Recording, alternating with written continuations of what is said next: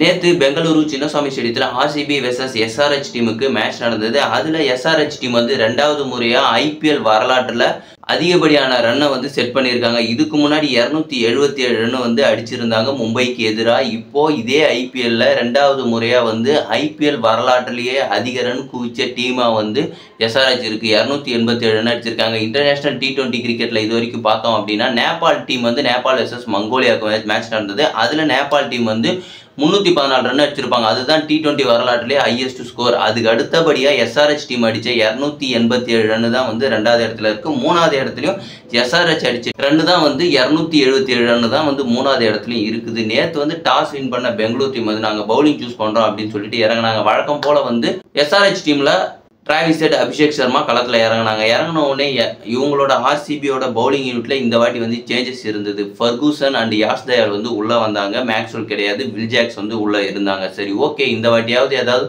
Win பண்ணுவாங்க அப்படின்னு வந்து பார்த்தோம் அப்படின்னா பவுலிங் யூனிட்லேயே வந்து சொதப்பல். வழக்கம் போல் வந்து ரன்னை வந்து வாரி வழங்குறாங்க. அவங்க டீமில் 50 அடித்தா பேட்டிங் வந்து மட்டும்தான் நீங்கள் 50 அடிப்பீங்களா, நாங்கள் வந்து பவுலர்ஸ் ஆனால் நாங்களும் வந்து 50 அடிப்போம்னு சொல்லிட்டு இவங்க வந்து மொத்தம் ஒரு 4 ஓவர் போகிறாங்கன்னா 60 ரன் 68 ரன் இவங்களும் வந்து வாரி வழங்கிட்டு இருந்தாங்க ஆர்சிபி பவுலர்ஸ். அவங்க வந்து பவர் பிளேலே கிட்டத்தட்ட 6 ஓவருக்கே வந்து 80 ரன்னு கிட்ட வந்து அடிச்சிட்டாங்க. 9வது ஓவர்லாம் வந்து பார்த்தோன்னா 7வது ஓவர்லாம் வந்து பார்த்தோன்னா 100 ரன்னு கிட்ட தாண்டி போயிடுச்சு எஸ்ஆர்ஹெச்சோட டோட்டல். அதுக்கப்புறம் வந்து பார்த்தோம்னா டிராவிஸ் ஹெட் வந்து ஒரு செஞ்சுரியை வந்து போட்டு அதுக்கப்புறம் வந்து அவரும் அவுட் ஆகிட்டு போக, அதுக்கப்புறம் வந்து ஹென்ரி கிளாசன், ஏடம் மார்க்ரம் இவங்க எல்லாரோட அதிரடி ஆட்டத்தால் ஸ்கோர் வந்து 287 போய் நிற்குது. எந்த ஒரு பவுலராலையுமே இவங்களோட ஸ்கோரை வந்து கட்டுப்படுத்தவே முடியல அந்த சின்னசாமி ஸ்டேடியத்தில். அது பேட்டிங் பிச்சுக்குன்னு பேர் போன ஒரு சின்னசாமி ஸ்டேடியம். இதுக்கு முன்னாடி வந்து கிறிஸ் கெயில் வந்து புனே வாரியர்ஸுக்கு எதிராக வந்து 175 ரன் அடிச்சிருப்பாரு. அதுதான் அவங்க அடித்த டீம் தான். அந்த டீமோட டோட்டல் தான் வந்து ஐபிஎல் வரலாற்றிலே அதிகபட்ச ஸ்கோராக இருந்தது 263 ரன்னு. அதுதான் ஸ்கோராக இருந்தது. அதில் கிறிஸ் கெயில் மட்டுமே 175 ரன் அடிச்சிருந்துருப்பார். கடினமான இலக்கோட வந்து ஆர்சிபி டீம் வந்து களத்தில் இறங்குறாங்க. ஓப்பனிங் யார் இறங்குனது, நான் எதிர்பார்த்தது வந்து விராட் கோலி, வில் ஜாக்ஸ் வந்து இறங்குவாங்கன்னு பார்த்தேன். பட் ஆனால் விராட் கோலி, ஃபேஃப் வந்து இறங்குனாங்க. 2 பேருமே நல்லா தான் விளையாடினாங்க. ஓப்பனிங் பார்ட்னர்ஷிப் வந்து 100 ரன்னுக்கு நோ விக்கெட் லாஸ் இருந்தது. கிட்டத்தட்ட 8 ஓவருக்குலாம் வந்து நல்லாவே ஸ்கோர் பண்ணியிருந்தாங்க.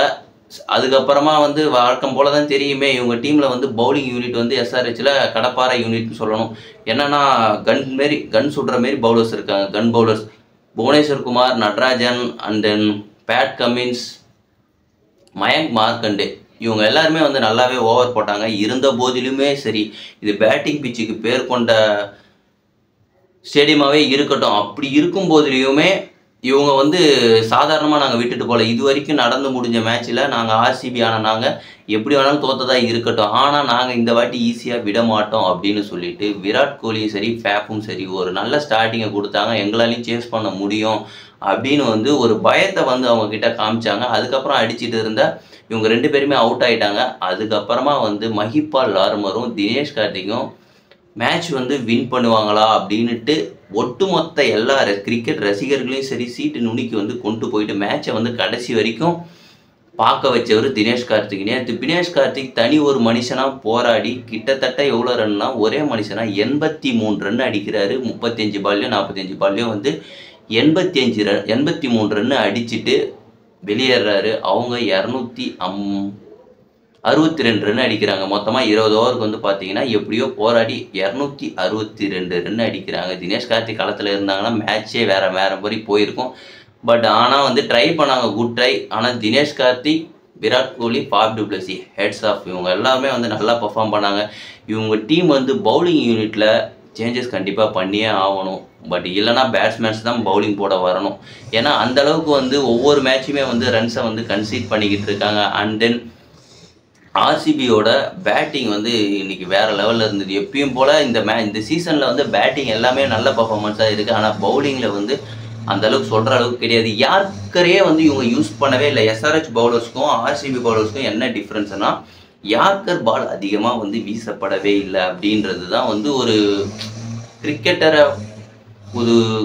பார்க்குறவங்களுக்கு நல்லாவே வந்து தெரிஞ்சுது. நேற்று மேட்ச் ஃபுல்லாக வந்து பார்த்தவங்களுக்கு நல்லா தெரிஞ்சிருக்கும். இவங்க வந்து எந்த ஒரு யார்க்கர் பாலுமே படல. இந்த டிராவிஸ் ஹெட்டுக்கும் அபிஷேக் சர்மாக்கும் ஃபாஸ்ட் பவுலிங் குத்தி மேலே ஏற்றிக்கிட்டே இருந்தாங்க. அவங்க அப்படியே அடித்து சின்ன ஸ்டேடியமாக அது அடித்த உடனே அப்படியே பால் வெளியே போய் விழுது. இதுதான் அவங்களுக்கு ரன் போக அதிக காரணமாக இருந்தது. அண்ட் தென் தினேஷ் கார்த்திக் இப்படி ஒரு ஃபார்மில் இருக்கார். இதுக்கப்புறம் வர மேட்ச்சில் எல்லாத்துலேயுமே வந்து ஆர்சிபி கண்டிப்பாக இன்னும் ஒரு 7 மேட்சோ இதில் தான் இருக்குது.